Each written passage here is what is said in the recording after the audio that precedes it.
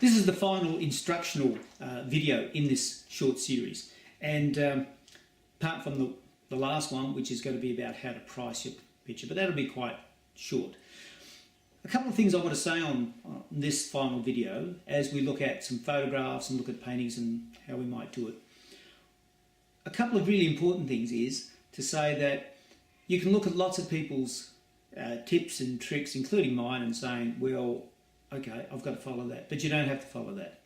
I'm just trying to help you shorten the length of time it might take to learn how to do painting. I've been painting for a long time, and I've done thousands, many thousands of paintings in my life. I'm just showing you a couple of examples of paintings that might be similar to the ones that you might produce or the subject matter. It's important that you work on your own and you find your own voice and you find your own way of working, because you can't really copy someone else's way of working. And if you do, you're going to be really stilted at it, and we don't want that. We want you to work in a relaxed, free, spontaneous way. So that's really important. I noticed, while looking back at some of my videos that I've been doing over the last few weeks, and even though I wear the same t-shirt, that's for continuity, but these videos have been going for a couple of weeks, and I look back at my last number of videos and I was very subdued, and the reason for that subduedness is because I wasn't well. I had some gut pain. Why am I mentioning that? I'm mentioning that because if you're not well when you're going to produce some paintings, don't produce the paintings, don't produce anything when you're not well, because you're not going to do a good job of it, including mine. I look back at this video and think, well, look, a lot of this could have been done a lot better. But as I said in the past, just get in there and do it. But if you're not well, don't go onto a painting that you've done a good job of and ruin it because you're simply not well enough to execute the painting.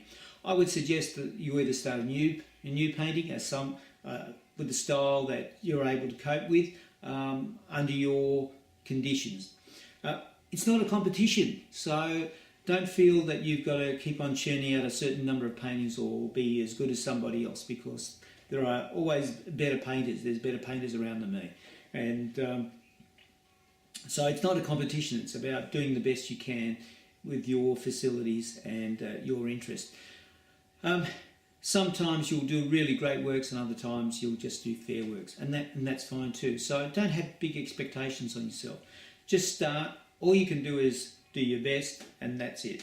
So, having said that, let's have a look at a few photographs and paintings, and I'll give you a couple of little pointers, and I'll be very quick with all this in showing you how you might be able to not produce the problems that I've created for myself, and how to do your painting a lot faster and more pleasurable. When I went back to wash my brush, I thought I'd check on the video to see how long it's been running for, and it has been going for 20 minutes, and I barely started. So that's really not practical to keep on filming every little bit of a painting. And because you can easily go onto YouTube, and there's lots and lots of hundreds of examples on how to paint on YouTube. So what I'm going to do is I'm going to end this video here, and on the next video I'm going to give you some tips and tricks, and have a look at a number of photographs and say this is how I would paint them, and also have a look at some paintings or sections of paintings and saying this is how they're done. So that way I'll speed up the whole sort of process anyway.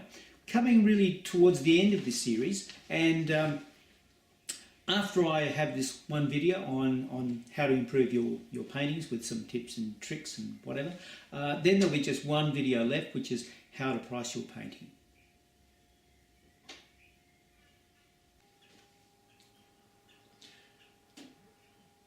In these paintings there are two scenes of a Greek patio. Now these scenes are made up from a head from a trip that I had many years ago in Greece. What I'd like you to notice is the eye path that comes into this picture, that there's a foreground, midground and background. So it's made up, it's not a real scene. There's two particular paintings of the same sort of place, and it has an eye path with foreground, midground and background.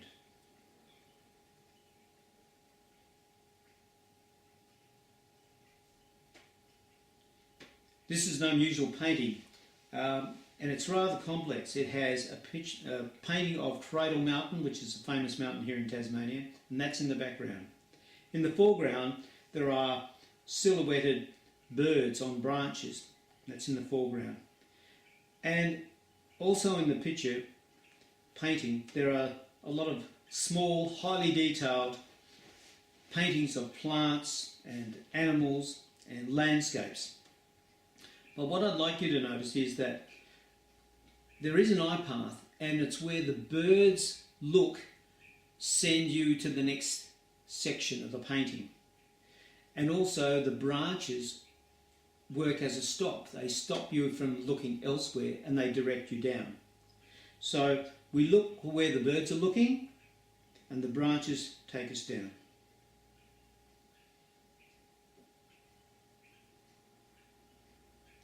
This is a scene that I painted from a beach in Zanzibar, which is in Africa.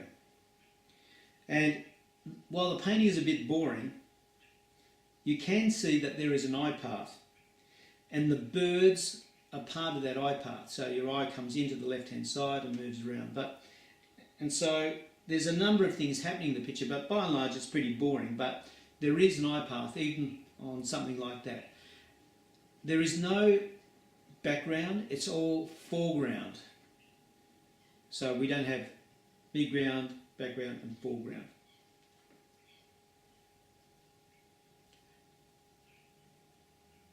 This is a painting of Tasman Island in Tasmania, and we have an albatross in it, but I'd like you to have a look at the eye path that it comes in. And the stop are islands here, so we look to where the bird's looking, and then the landscape directs our eye, and as we go out to the background, I'd like you to observe what's called aerial perspective. So as the land goes further away, it's less dynamic in colour, less intense, less sharp, more blue, more grey.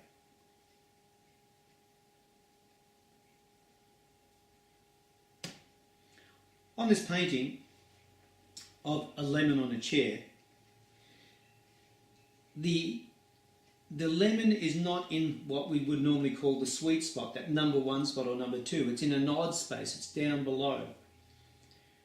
But I think the painting still works. And the lemon, because it's in colour and the rest of it's in black and white, and this is an acrylic, it is an attention-getting device. So the fact that there's something unusual in the painting works as an attention-getting device.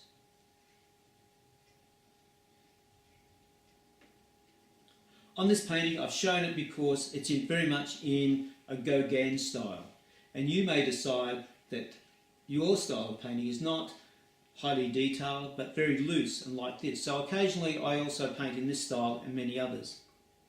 It's a very loose, rough way.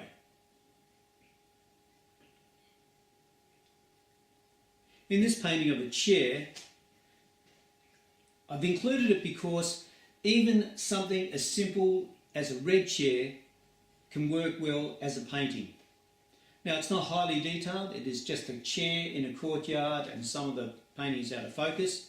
So you may decide around your village there might be just something, one thing, particularly stationery, that's reasonably easy to paint, that is dynamic. And the chair works because it's on its own and it's bright red, it stands out.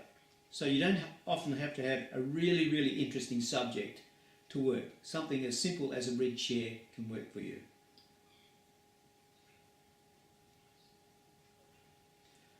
I've included this picture of my local beach called Coles Beach because it's got exaggerated colour. So sometimes an ordinary scene can be painted many times over and over again. And in this case, it's Coles Beach and I have exaggerated the colour.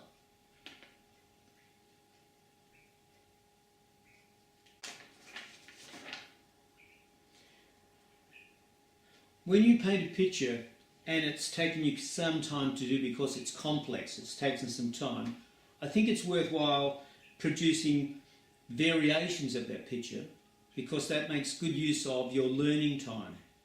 And so here's an example of a number of pictures that have been repainted in different ways, different treatments, but it's the same scene.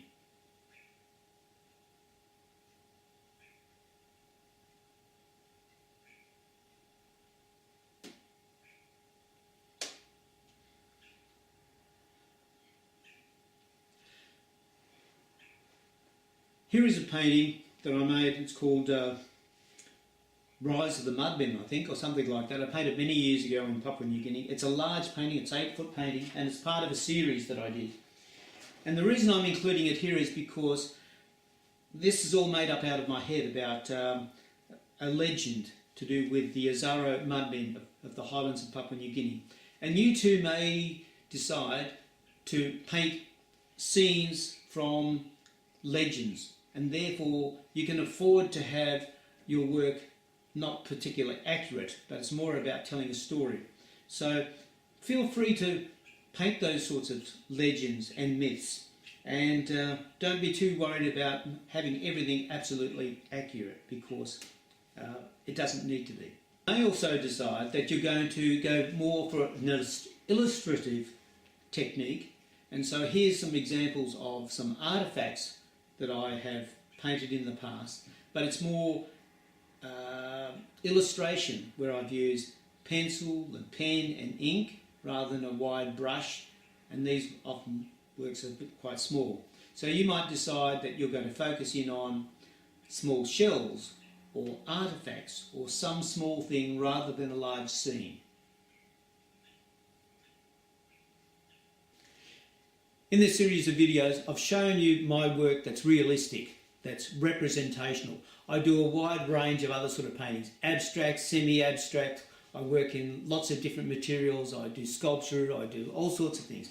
But in these videos, I've just shown you representational work because tourists largely buy representational work when they're travelling around. But that's not to say that you have to do that. Although the focus on these videos has been representational work, there's no reason why you can't do abstracts or semi-abstracts or produce any sort of work of any particular style. And I encourage you to do that. But the starting point has been representational work.